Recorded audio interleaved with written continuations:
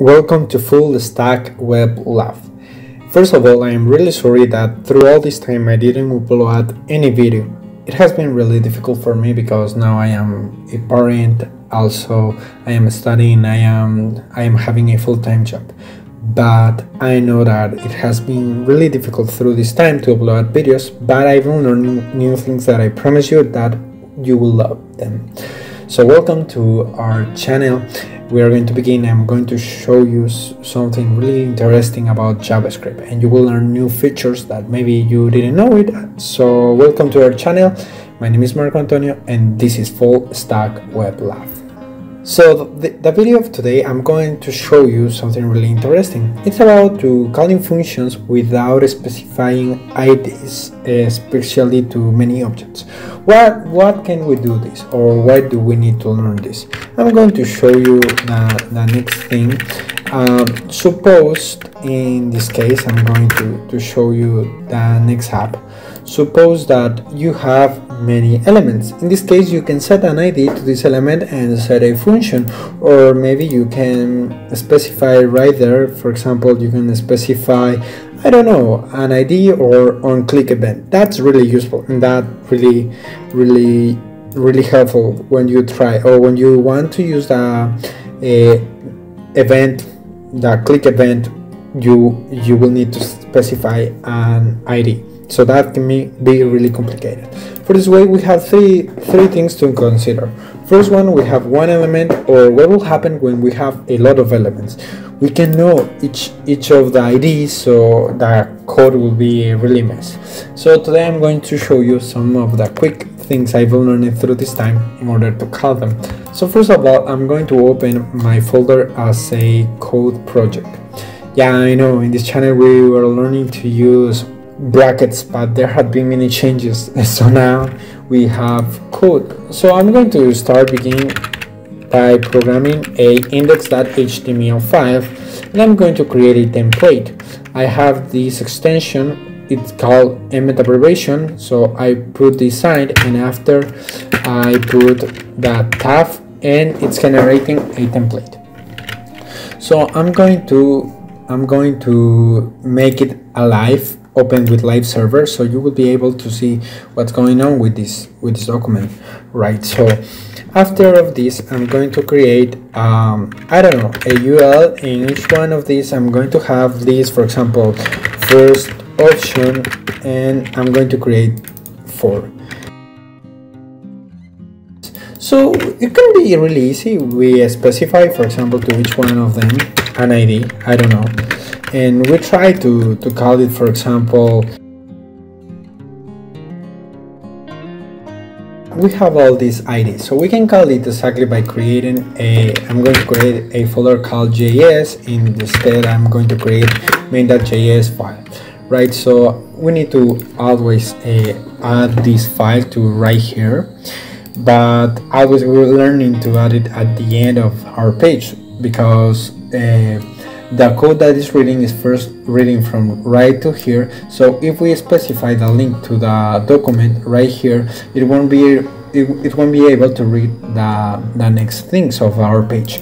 So it's really important, this thing that we need to understand. So I'm going to show you one of the first tricks. I really love it, and this is to call something src. I'm going to put it the location of the file. In this case, we know that it's inside the JS folder. Inside of it, it's the main file. So after we have it, we know that if we have, it won't be able to catch all these elements. So there is some new trick that you can use it in your JavaScript files in order to call those functions, or call all the things. So you can put the word defer. What does defer do? It's executing all this file after all the web page is loaded. In that way, you will be able to work without problems. So now that you have it, you know, you can set something like this: document that get element by ID. After we put it right here, right, and after we are going to put an add event listener right here, we put the event. So after we need to specify event in order to say to the main code and saying, hey, please JavaScript, when something click in this element, say something. For example, I'm going to put an alert calling hi. This is the first function. This is the first function. And that's one of the ways we are really useful. And that's one of the ways we are using JavaScript. And we click right here. As you can see, it says, hey, hi, this is the first function. That's really useful when you try to do that. Or instead of that, you can call a function something like function say1. And right here we open a function, and I'm going to cut it right here and paste it right here. So we are saying, hey, please, when someone click, or when someone specify with the Onclick attribute, for example, Onclick attribute, I'm going to paste this here, say 1. So in this case, as you can see, I'm going to click and it would say, hi, this is the first function. If I paste it to the second one, in order you can verify about this function, you can see it that it will execute. Then that's one of the best things we can do. But in this way, we can know that someone that will analyze our code, for example, will inspect our code directly. He knows that there's a function, for example, say 1, and that person will be able to quickly go to right here in the head, and the person will see the file, and we know what is exactly the function that is calling that. And that can be because JavaScript browser code, it's open. Anyone that can access can read, instead of if you are using a Node.js server that will be private your function, something like that. But in this case, in this specific case, you need to know that about it. So I'm going to show you another way, because what will happen if you have a lot of data? Because when you are loading files from a database, you will be having a lot of data. So you can write it more and more like here, or you can have it the same ID, because that won't be really useful for your code. And that's when we came to ask, what can I do when I have different options? What can I do if I have different data that I need to execute some functions in my web page? So right here it's something really interesting I'm going to show you, and I promise you that you will like it. And that's something, remember that first of all we were having something calling an ID, right? So we can specify the same thing right here in the URL, for example, specify an ID, and also we can specify that when someone click in one of these, for example, someone click one element, a specific element, that will execute something, a function or something like that. I'm going to show you that. First of all, that's the same thing. I'm going to put an ID right here and put it I don't know, the UL. And right here I'm going to delete all these functions, right? As you can see, I'm going to put a class, because it's something really interesting, because we use always classes in order to set the styles of our elements. So I'm going to put something like Lee. It will be really interesting, because we will execute any function when someone click, and we can specify something, right? I'm going to show you why, because if you say it's true, if you say that, oh, someone click with that class, displaying on the screen something, but I'm going to get all this data and display it on a message, because this is something. I'm going to delete this message, right? So after, you can see there are no functions. I'm going to call this element, right?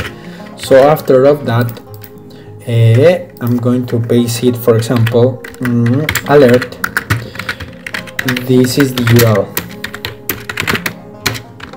right? I'm going to execute this code, and as you can see, it says this is the URL, even though wherever I click. But what can I specify? This is something really interesting. Remember that we set a class. So in JavaScript we have something interesting.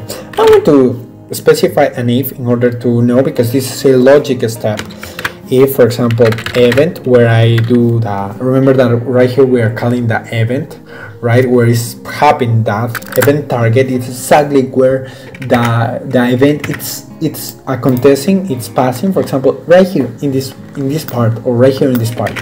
So I'm saying if event that target, that class list, I'm saying class list, hey, if, for example, if where I click the class list. It's like the total classes that it has, because we can have many classes for elements. Class list that contains, yeah, now I'm saying, hey, if that class where I click, that element contains this class, for example, we know that class is Lee, so do this. For example, alert, you are clicking a, I don't know how to say it, for example, Ellie, right? And as you can see, it's saying you are clicking Ellie, but if you click outside, it's okay. For example, if we are clicking outside, right, we know it's not executing something, but it's executing Ellie right here, because these elements are block elements, as you can see.